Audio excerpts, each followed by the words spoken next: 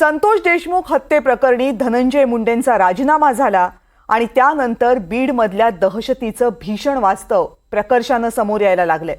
धनंजय मुंडेंचा राजीनामा होईपर्यंत मुंडेंच्या विरोधात बोलण्याची हिम्मतही न करणारे आवाज आता ऐकू येऊ लागलेत। वाल्मिक कराडला अटक झाल्यानंतर बीडमधली दहशत कमी झाली असं बोललं जात होतं, पण ते वास्तव नव्हतं हे आता स्पष्ट होते। संतोष देशमुखांच्या हत्येप्रकरणी धनंजय मुंडेंवर आरोप झाल्यानंतर पंकजा मुंडेंनाही सवाल विचारले जाऊ लागले, पण मंत्री असूनही पंकजा मुंडे धनंजय मुंडेंबद्दल काहीही बोलत नव्हत्या, प्रश्न टाळत होत्या। अगदी बीडमध्ये काय चाललंय याची मला माहिती नाही असंही म्हणाल्या। चहूबाजूंनी टीका झाली, पण पंकजा मुंडे आपलाच कार्यकर्ता असणाऱ्या संतोष देशमुखांच्या घरीही गेल्या नाहीत। पण ज्या दिवशी मुंडेंचा राजीनामा झाला त्याच दिवशी पंकजा मुंडेंनी धनंजय मुंडेंविरोधात थेट वक्तव्य केलं। धनंजय मुंडेंचा शपथविधीच व्हायला नको होता असं पंकजा मुंडेंनी म्हटलं आणि देशमुखांच्या आईची जाहीर माफी मागितली। शिवसेनेची बुलंद तोफ म्हणून ओळखल्या जाणाऱ्या सुषमा अंधारे बीडच्या परळीमधल्याच त्या, पण संपूर्ण संतोष देशमुख प्रकरणात सुषमा अंधारे फार बोलल्या नाहीत। पण धनंजय मुंडेंचा राजीनामा झाला आणि त्याच दिवशी NDTV मराठीच्या चर्चेमध्ये सुषमा अंधारेंच्या अश्रूंचा बांध फुटला।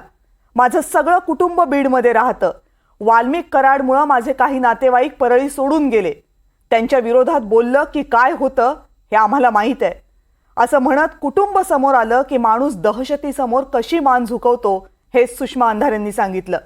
संतोष देशमुख हत्या प्रकरणानंतर देशमुख कुटुंबीय अनेकदा माध्यमांसमोर आले, पण धनंजय मुंडेंविरोधात किंवा त्यांना उद्देशून एकही वाक्य कुणी बोललं नाही। देशमुखांच्या हत्येचे फोटो समोर आले आणि मुंडेंनी राजीनामा दिला त्यानंतर गुरुवारी म्हणजे अगदी काही वेळापूर्वी त्यांची लेक वैभवी देशमुखची प्रतिक्रिया समोर आली। बापाचे ते फोटो बघून काय यातना झाल्या तेही बोलली आणि मग तिनं दोनच सवाल विचारले।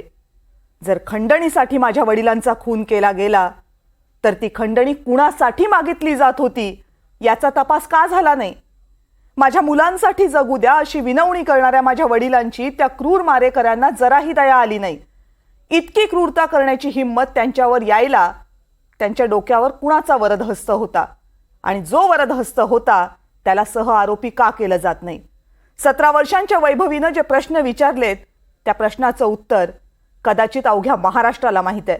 मुद्दा फक्त इतका आहे की बीडमधली दहशत इतक्या टोकाला जाईपर्यंत वाट का पाहिली गेली?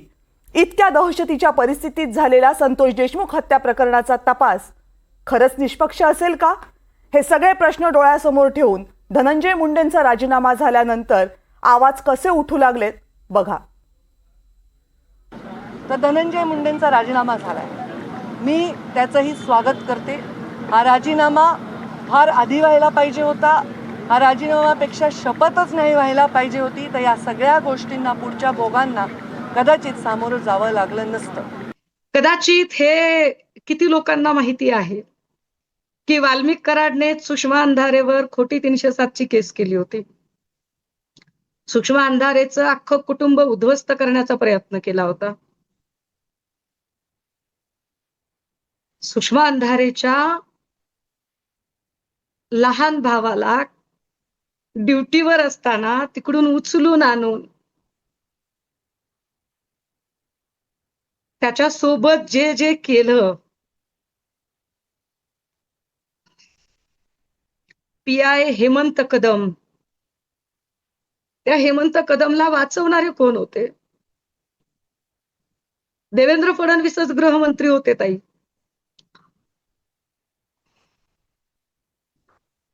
हाकेच्या अंतरावर परळीत माझं घर आहे ताई, घरात बायापोरी राहतात।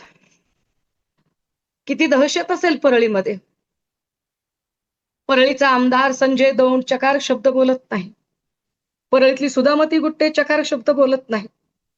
4 वेळा आमदार राहिलेल्या, 2 वेळा मंत्री राहिलेल्या पंकजा मुंडेंना आज कंठ फुटला, पण त्याही आधी बोलत नव्हत्या। दहशत किती असेल? मी राज्यभर वावरते, पण माझं कुटुंब परळीत आहे।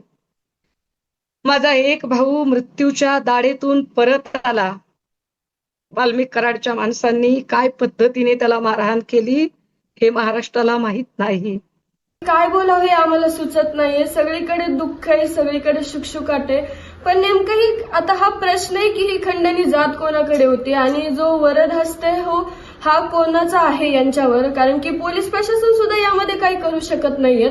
आणि जे फोटोमध्ये जे हे राक्षस वृत्तीचे लोक आहेत ते किती धिंगाणा घालतायत, हसतायत. जे त्यांनी अमानुष केलेलं कृत्य आहे त्याला म्हणजे तोंड नाहीये आज काही बोलायला. आणि जी वेळ आज आमच्या कुटुंबावर आली ती तर कोणावर येऊ नये.